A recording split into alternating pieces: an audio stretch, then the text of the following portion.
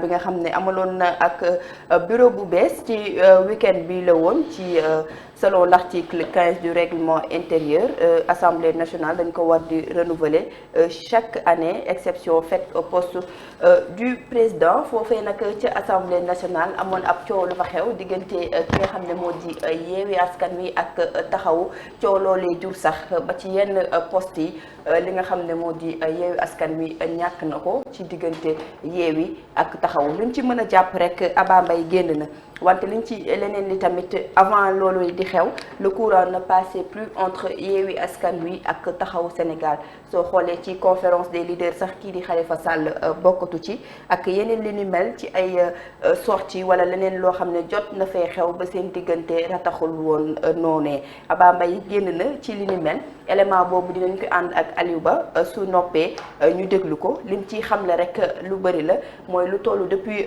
mois de septembre envoyé na ay message li nga xam ne moo di Birame Souleye pour ngir waxtaan ak moom waaye lu mu nemmeeku nag mooy Birame Souleye apporté wu ko ci ay réponses mu continuer poursuivre ba mois d'octobre pour relancer ko wante tamit waxtaan boobee ba léegi amul ci ñaari parti yooyee ne ñu dem ba assemblée nationale tamit kilifa yi fa nekkoon jot nañu waxtaan seen biir mais lu ñu nemmeeku ba ñu gisee ca bureau ba donc élément bi dafa mel ni noppi na ñu déglu Aba Mbaye dikkaat ci plateau bi. D'hommes et de femmes qui sont d'égale dignité, dont certains sont mieux formés que vous, plus âgés que vous, plus expérimentés que vous. Je pense que le respect recommande de répondre et de discuter avec les gens. Il n'a pas répondu jusqu'à hier soir où par l'intermédiaire d'un député, il a mis une note dans le groupe WhatsApp où il demandait à tous les députés qui souhaitaient rester dans le groupe parlementaire Yewwi Askan Wi d'aller s'inscrire. C'est une démarche inélégante, discourtoise. Mais nous avons fait fi tout cela. Nous sommes allés nous inscrire tous. Parce que pour nous, Taxawu, ici, il n'y a pas de Taxawu, il n'y a pas de PUR, il n'y a que des députés de Yewwi Askan Wi. En nous réinscrivant dans le groupe, nous avons réaffirmé notre allégeance à cette belle coalition, à ce groupe parlementaire qui est Yewwi Askan Wi. Lorsque nous sommes arrivés ce matin, nous avons fait encore mieux. Nous avons demandé à notre doyen Omar Cissé, maire de Rufisque, et à M. Babacar Meng, maire de Hann Bel-Air, député maire de Hann Bel-Air, d'aller restaurer le fil du dialogue. Nous ne voulions pas aujourd'hui, à ce moment précis, en être là, où les gens peuvent couper le lien de dialogue parce que nous sommes un groupe parlementaire et que nous considérons presque que nous sommes à notre dernière année parlementaire. Lorsque les doyens sont allés les voir, ils ont salué cela en ouvrant la discussion sur le bureau de l'Assemblée, puisque Yewwi avait plusieurs postes dans le bureau de l'Assemblée, Pastef en avait 5, Taxawu en avait 3, PUR en avait 2, PEM en avait 1 et le PRP en avait 1. Ils nous ont dit que ce sont les leaders de Yewwi Askan Wi qui sont en train de discuter sur les postes. C'est qui les leaders de Yewwi Askan Wi? C'est M. Ousmane Sonko qui est dans les détentions? C'est M. Khalifa Sall qui ne participe plus aux réunions? C'est qui? C'est Maïmouna Bousso, c'est Dianté, c'est ça les leaders de Yewwi Askan Wi? Mais nous avons préféré patienter. Nous avons patienté jusqu'à ce qu'on nous informe que le bureau a été déposé sans les membres du bureau de Taxawu Sénégal. Pastef pouvait prendre ses postes et laisser aux autres leurs postes. Pastef pouvait prendre ses postes et laisser à Taxawu, au PRP et aux autres forces politiques leurs postes. Ils ont préféré inscrire leur nom sur leur poste. Voilà Aba Mbaye moom ngeen doon déglu sànq mu doo yoroon kàddu Taxawu Sénégal donc muy ñaawlu lu ni mel leneen lu mu wax sax mooy ñoom dañoo préférer quitter Yewwi Askan Wi parce que manque de courtoisie ak manque d'élégance dem na sax bay jàpp ne méchanceté wax na ko ci ay kàddoom du samay wax donc loolu moo xewoon ci assemblée nationale xam naa dinañ ci fas yéene gëmmu doo ci li xewoon ci assemblée nationale laataa ñuy ñëw ci réaction ki nga xam ne moo di Birame Souleye Babacar li ni mel moo xewoon assemblée nationale déglu nañu Aba Mbaye donc ban jàngat nga mën a def ci li mu wax. waaw comme teewal ñaari nit la nañ teewal ñaari rek. teewal ñaari ba pare. ñu doon ko tirer la conclusion. alors élément Birame Souleye bu fekkee pare na Aliou Ba ñu mën koo déglu également donc après ñu mën a def gëmmu dóor ci ñaari. gindeeku parce que seen yenn collègues journalistes ñu ngi ñuy bind message di wax ni dañoo dégg ni ñun waa Yewwi ñoo bloqué les travaux au niveau de l'Assemblée ma bëgg wax ni loolu amut yoon dafa wax ni 1 heure avant démarrage yu session bi président de groupe yi dañuy déposer les listes bu ñu noppee ci loolu li ñuy déposer mooy la composition des membres du bureau bi nga xam ne dañ ko war a jàlle par élection de liste lii mooy li yoon santaane. bi ñu ñëwee ci suba déposer nañu sunu déclaration de constitution de groupe intégralité filié apparenté wu fii wala apparenté wu fee ba ñu ngi xëccoo ay député ndax ñii on a travaillé sur toutes les options et toutes les options nous conviennent li ñu yoon may dañ ciy taxaw li ñu bëgg a def nag ñëw ci biir bureau assemblée ci plénière bi yëkkati ay débat wax ni dañuy modifier waat la constitution bi nga xam te ni bii moo wutee ak dépôt bi 53 yi defoon ñun dañuy defar recalcul à partir du moment où des gens ont dit que dañuy démissionner kooku yoon mayewu ko mais la bu ngeen seetlu tout de suite loolu moo naan xew ci biir assemblée bi dinañ ko xeex nag nous on n'a pas de problème ñun lu ñu yoon may ci la ñuy yem fi ñu toll nii li ñu yoon may dañ koy jël on boira danañ ko jël ba ni mu jeexee bu weesoo loolu beneen stratégie bu ñu fi mënti lal wékkuwul ci yoon wékkuwul ci démocratie parlementaire danañ ko xeex ni ñu ko war a xeexee li ci des ma ni bu ñu fekkoon ni ñun dañuy des ci Yewwi nekk 10 députés incha allahu rabbi on calculera avec dignité ma fàttali ne biñ ñuy toroxal fii ci mairie bu Dakar déggu leen benn membre bu bokk ci Yewwi bu jóg wax on est resté digne et cette dignité là on compte la conserver li ñu yoon may dañ koy jël danañ ko doxal li ñu war a xeex danañ ko xeex ci anam bi ñu ko war a xeexe foofu lañ ci yem. lu yàggal ñu bokk tey ci taxawu Sénégal bokkuñ ci bi yoon ci liste bi ngeen déposé. boole wuñ leen ci liste bi ma tontu leen mu leer mais loolu c'est la démocratie du groupe c'est le groupe qui décide de manière autonome boole wuñ leen ci pour mu leer léegi nag li ci yoon maye na ko règlement intérieur prévoir na ko nañ ci yem ci loolu leneen lu ñu ci def ñun fañ ko war a xeexe danañ ko xeexe li ci des nag moom sénégalais ñooy atte bu fekkee ne am na ñu ne dañuy nekk candidat waxtaan fii jàppale ma fii sotal ma kii daaneel ma kii kooku sénégalais yi lii di xew ci assemblée tout de suite ak ci kanam tuuti dana ko leeral na sénégalais yi toog xaar salaamaaleykum wa rahmatullah. ci France. Wallu dépose ses membres du bureau Yewwi dépose ses membres du bureau Benno dépose ses membres du bureau ils consolident ils amènent la liste si tous les députés sont d'accord on vote s'il y a désaccord on fait une suspension de séance on discute s'il y a accord ça va s'il y a pas accord on travaille sur ce que la loi nous permet de faire donc il n'y a pas de discussion à avoir après sur ça il n'y a pas de stratégie.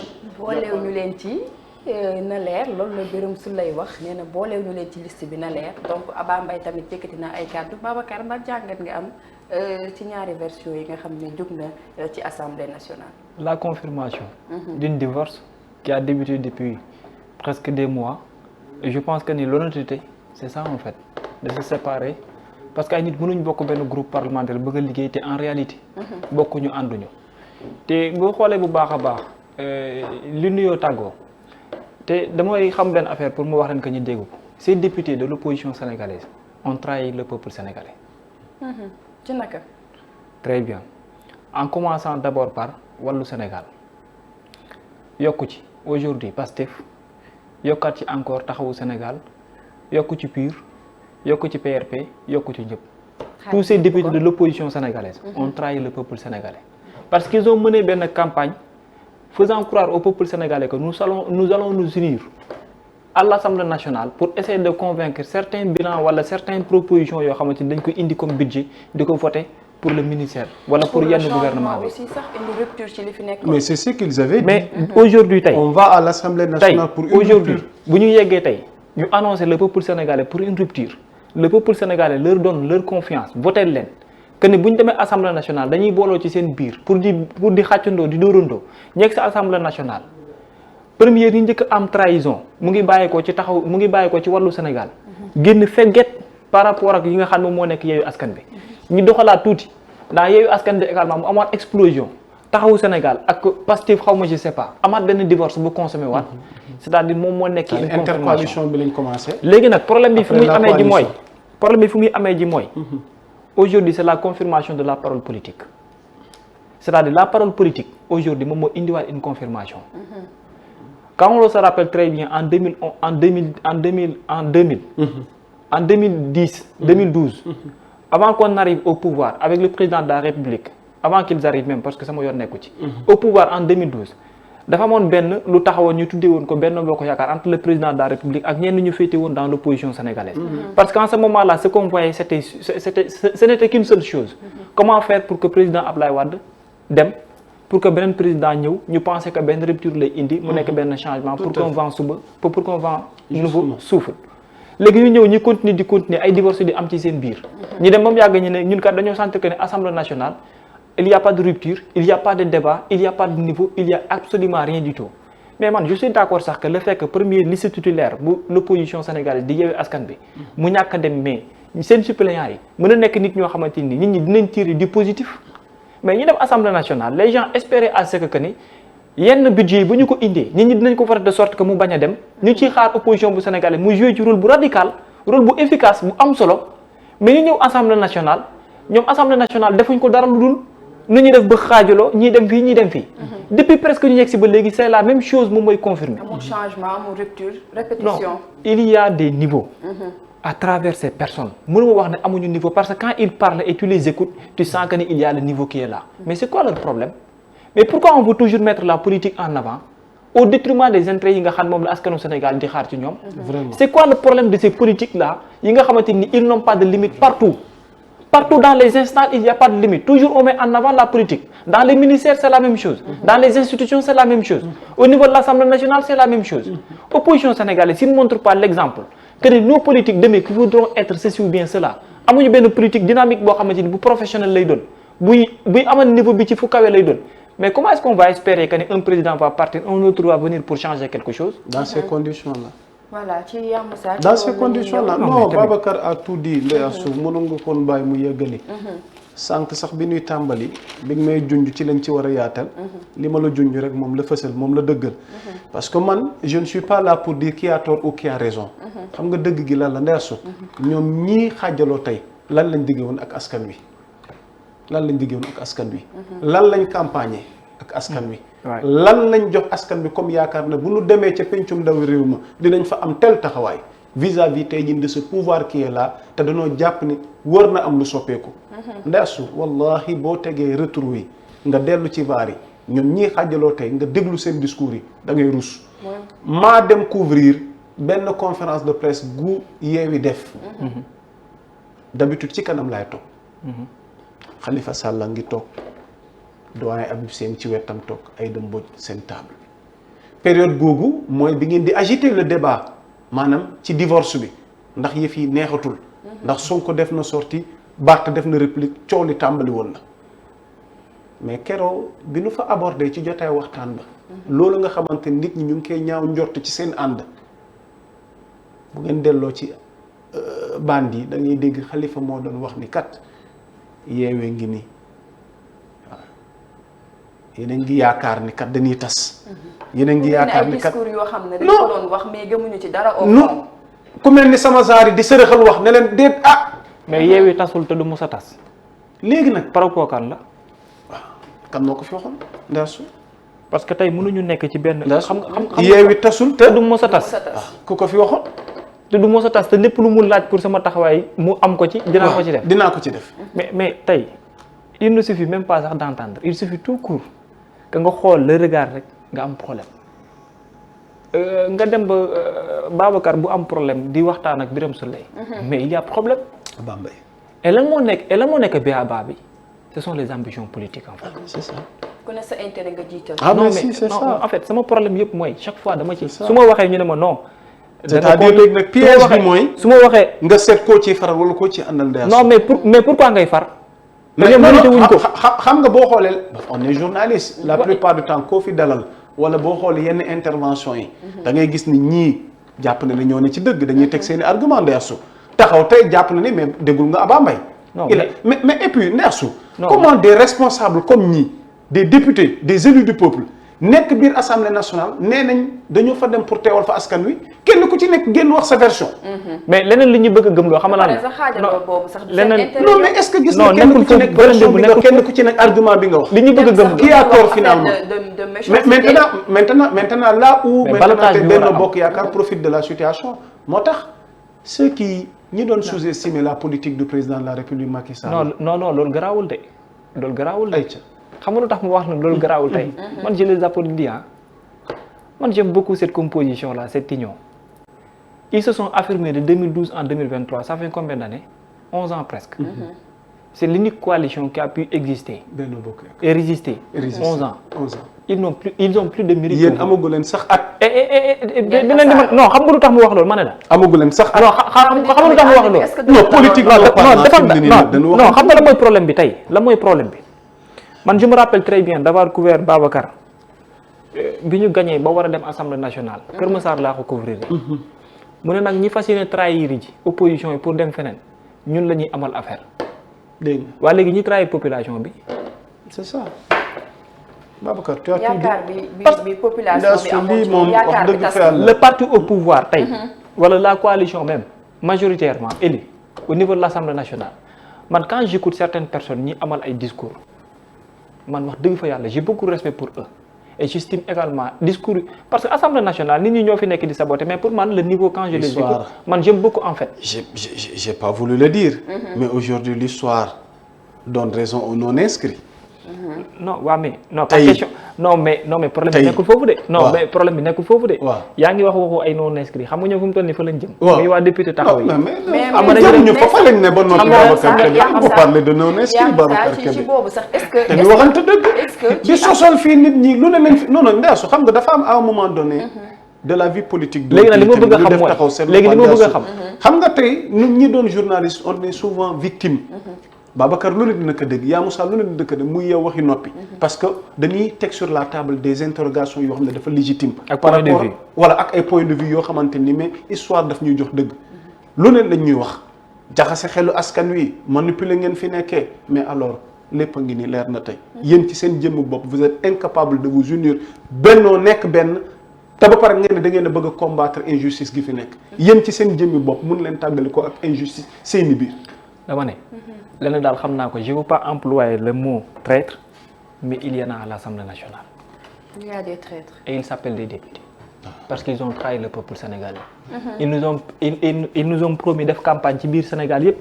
ne opposition boo xamante ni union lay nekk moom lañ bëgg. wàllu Sénégal moo njëkk a trahir dem. ay nag bi ñu paree ci wàllu Sénégal.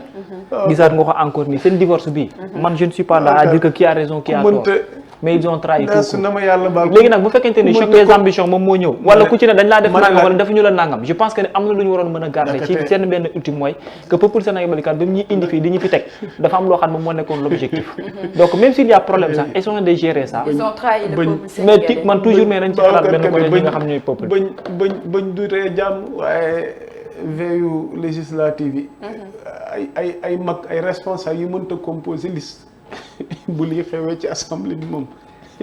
les députés ont trahi le peuple sénégalais waaye ci noonee sax la ñuy laajte Babacar beneen laaj bu sampu mooy est-ce qu'il existe wala est-ce que amoon na fi ñu gis assemblée nationale ñi nga xam ne dañoo bokkoon ci benn groupe ba pare génnaat nekk ci liste des dons. non ce qui s'est passé ni Asto dans l'histoire boo ko interroger dina la indil ci yeneen at yi nga xamante ni weesu na ñoo xam ne mën na ñëw féete dans ay non inscrits di nga am ñoo xamante nii nekkoon nañ ci benn coalition wala sax ñu demee ci benn bannière après il y a eu rupture au sein de l'Assemblée nationale mais pas de cette manière gis nga bii c'est de manière exceptionnelle xam nga amoon nañ fi ay députés non inscrits en 2017 wàcc ba nu ñuy tasee Assemblée nationale bi nga xamante ni moom moo mujj mais nañu xool par rapport ak la position de ces députés non inscrits et les députés là non inscrits yi nga xamante ni moom moo ñëw parce que députés non inscrits si je me trompe pas ñu ngi waroon demee ci ñaar moom moo nekk Pape Djibril Fall ak Thierno Alassane Sall ñu nekk deux boo xoolee à part ñooñu ñëpp luñ leen taxiwul fii amul ak Mimi Touré mi leen fekki am waaw Mimi Touré moom leen inscrit bi après la waaw après moo tax ma ne mi leen fekki am très bien mi leen fekki ji leen waaw léegi mu toll ni taxawu ñi demaat fekki ji leen 14 ñëw nañ bàyyi ko ci taxaw boo xoolee bu baax interrogation bi nga teg noonu xam nga la moo tax muy am solo mooy léegi schéma même bu ñu demee ba dugg sax bi nu mu demee noonu merci waa léegi par rapport ak ces schémas là lan moo doon nekk raison bu war a mën a tax que lu ñu mosul gis ci politique d'habitude Sénégal depuis des années rek moom la ñu faral di gis mais surtout au niveau de l'Assemblée nationale ak ci ñi ñu ko gis ñoo xamante ni la ñu diggee woon non mais foofu la problème bi nekk moo tax may wax que ne de manière exceptionnelle. mais Babacar a bel et bien raison. C'est difficile de le dire mais ce mot traître même si on le met entre guillemets. Il y a une traîtrise tey jii de la part de ces députés là vis-à-vis de leur peuple. Non c'est-à-dire on n'a pas à chercher qui a raison ou qui a tort. Essayons de remonter le temps au début. lan ngeen diggee woon ci seen ànd ak ci seen bennoo. non dama doon bañ pour dugg parce que tey xam nga Sénégal dafa métti te dafa naqaree wax. non y a pas de souci on assume mën naa juum d'avoir utiliser le mot traître. mais pourquoi ma wékku ko foofu mooy que mën ma comprendre loo battre campagne dama ne taxawu Sénégal ñoo njëkk a trahir waa wàllu Sénégal ñoo njëkk a trahir. te là on parlait d'intercoalition. et on parlait d'intercoalition. te intercoalition bi li mu visé woon comme objectif c'était quoi. dañuy fexe di unir de sorte que président de la République yenn budget yi dañoo jàpp que ne ci lu ko neex la koy teg. donc bu ñëwee ci benn vote budget dootuñ ko seetaanati lu mënti xew intercoalition bi mooy fexe def benn union bu ñu mënee rompat ñaari député wala ñett ci bennoo ñu fexe ba bloqué budget boobu. justement wala yenn yi nga xam ne comme ay proposition wala projet de loi bu ñëwee. ñu xool li ñu war a def ba mu nekk. ak li ñu war a combattre assemblée nationale. ak loi yi ñu fa war a combattre. ak projet de loi yi ñu fa war a dugal ma ne la avant ñuy dem foofu sax nag tey boobu sax jiitu na am na bu ko gën a garaaw foofu. bu ko gën a flagrant doon. dàqu Mimi Touré assemblée nationale. nombre de députés yi ñaata la ñu woon ñan ak ñan ñoo ko voté ba loolu mat lim bi romb na foofu nombre de députés yi nga xamante ñoo ñu nekk ci Benno Bokk Yaakaar maanaam coalition Benno Bokk Yaakaar li mu indi romb na ko foofu li nga xam moom la voté mais boo koy xool dans l'histoire lépp boo ko doon teg tey mooy les non inscrits yi nga xam ne dañuy ñëw wala coalition ñëw mu am rupture ci seen biir même bu ñu demee ci vote budget sax dinañ ànd ak objectivité que ni bokkuñu ci coalition bu ñu nekk mais il faut moo viser loo xam ne c'est pour le bien de la population ma ne ah lii kat nii laa koy voté dàquk Mimi Touré exemple bu ci gën a patente la c'est de manière anormale mais les députés l'ont consommé ak majorité ànd ci voté ko ñenn ñi nga xamante quel que soit lu mën a xew seen biir suñ yoon nekku ci mais conformément à la loi qui va émaner au sein de l'Assemblée nationale ak règlement bi il n'y avait pas question que ñu éjecté ko merci mais beaucoup politiquement parlant arrangé na leen te ñu ne tamit arrangé na leen parce que bu ñu remonté le passé kan lañ ci tuumaal dañoo considéré que kan lañ ci tuumaal lu wàllu Sénégal dafa amoon taxawaay woo xamante mais normalement merci beaucoup mais Wally en a profité peut-être pour se venger mu ngi noonu il y a eu l'histoire de léegi ñoom la ñu interroger nekkul tey l'objectivité c'est-à-dire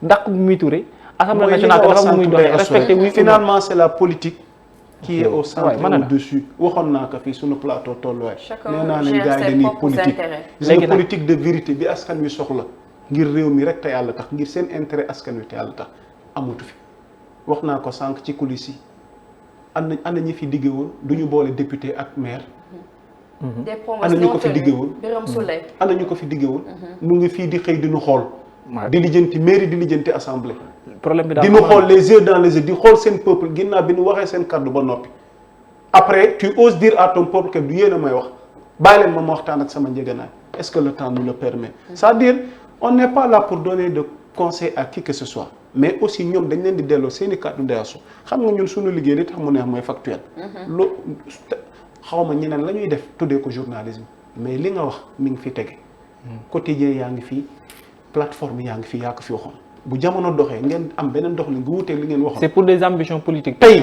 et puis li ma gis li tax mu dangereux mooy lu mu jiiñ camp bi ci pouvoir bi tey ñoom ñu ngi def lu ko raw. wala ñu nekk ci tey. te bu leen fàttee Sonko amoon na discours am goo xam ne c'est récent mi ngi fii ci plateforme yi dem na sax ba jiiñ ña mu àndal ñoo gën a pire système bi te découvrir na ko ci seen biir. te loolu du samay wax moom moo ko fa. mais mu ngi nekk une confirmation de jour en jour. Sonko moo ko fi waxoon. kon lu Birame Souleye boo xoolee bu baax li mu daanale li mu bëgg a évoquer lenn la mooy. ñu àndoon ak nit ba pare di chercher élimination am.